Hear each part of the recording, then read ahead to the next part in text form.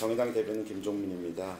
오늘 정의당이 현행 건강보험료 고액 납부 피해자들과 함께 소득 중심의 건강보험료 부가체계 개편을 촉구하는 기자회견을 진행할 예정입니다.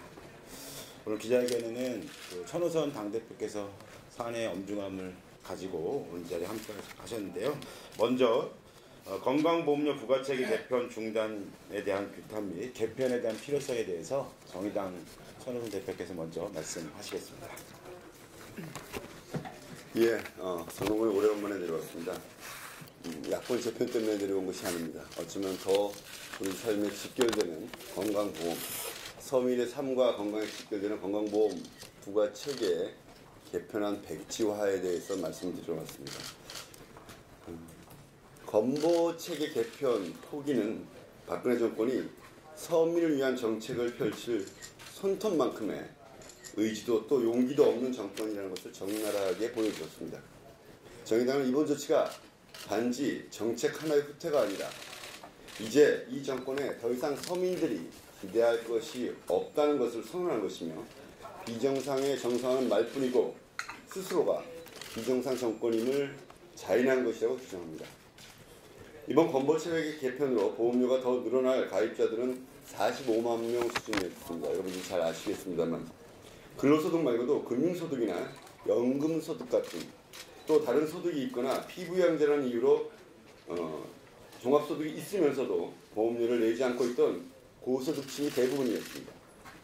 물론 종합소득 2천만 원 이상에만 보험료를 부과하고 그나마 상속이나 증여소득은 빠질 예정이었다는 점에서 이번 개편안 역시 미흡한 점이 없는 것은 아닙니다. 그러나 그 방향에 있어서 매우 전향적인 개편이었습니다.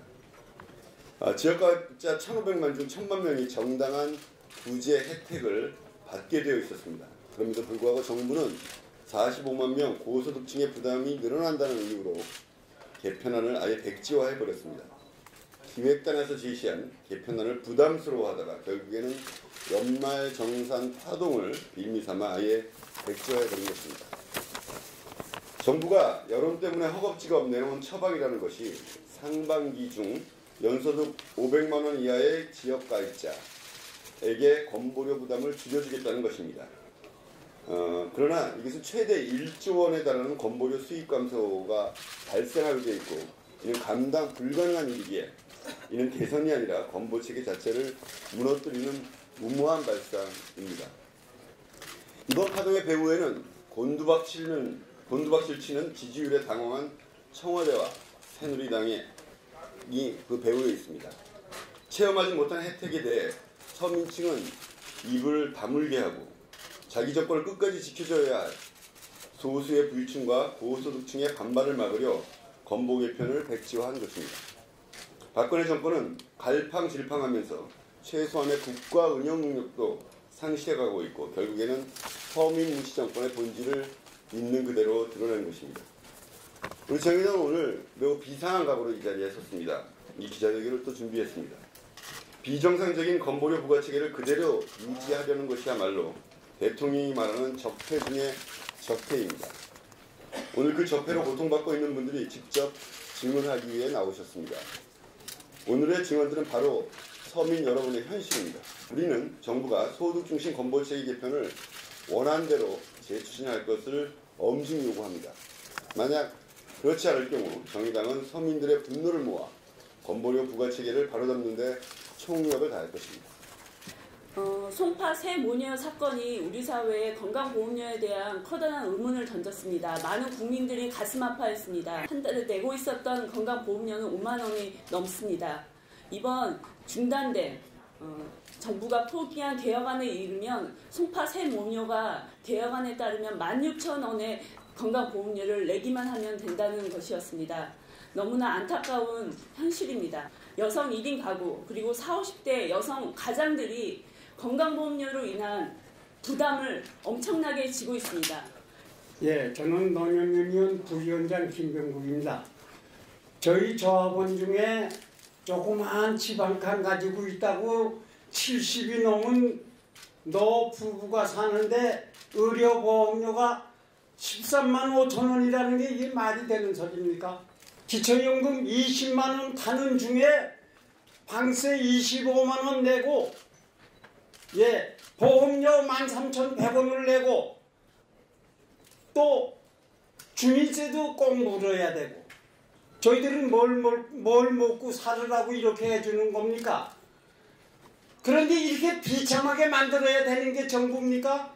기자회견문 낭독하겠습니다. 정부는 당초 추진하려 했던 소득중심 건강보험료 부가체계 개편안을 즉각 공표하라.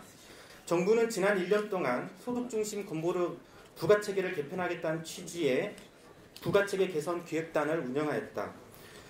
11차례 걸쳐 논의된 내용을 기초로 대략적인 방안을 지난 9월 11일 발표한 바 있다. 당초 정부안은 애초 소득중심의 부가체계 개편으로부터 상당히 물러난 안이었고 재산 기준을 폐지하지 않아서 소득이 없는 지역가입자의 부담은 일부 유지되었을 뿐만 아니라 소득 범위에서 상속, 증여세, 소득을 완전히 배제하고 2천만 원 이하의 금융소득도 배제하는 등 여전히 상위 고소득자들에게 유리한 방안이었다. 그럼에도 불구하고 정의당은 이 방안은 상당히 전향적인 내용을 담고 있다라고 주장을 표명한 바 있다. 대한민국의 건강보험제도는 낮은 보장성에도 불구하고 국제적으로도 우수한 사회보장제도로 평가받고 있다.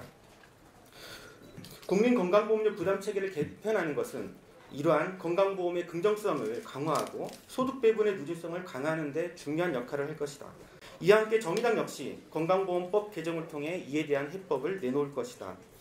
정부의 부족한 안을 넘어 양도소득 상속세도 반영하고 직장과 지역가입자의 보험료 부과 기준과 보험료율을 평평하게 맞게 고치는 법안을 조만간 발의할 예정이다. 복지국가를 선도하는 정의당이 국민과 함께 건강보험료 개혁부터 시작할 것이다. 2015년 2월 3일 정의당 이상입니다. 있으면 이상으로 정의당 건강보험료 고객 납부 피해자들과 함께하는 소득중심의 건강보험 부가체계 개편 촉구를 하는 기자회견을 모두 마치겠습니다.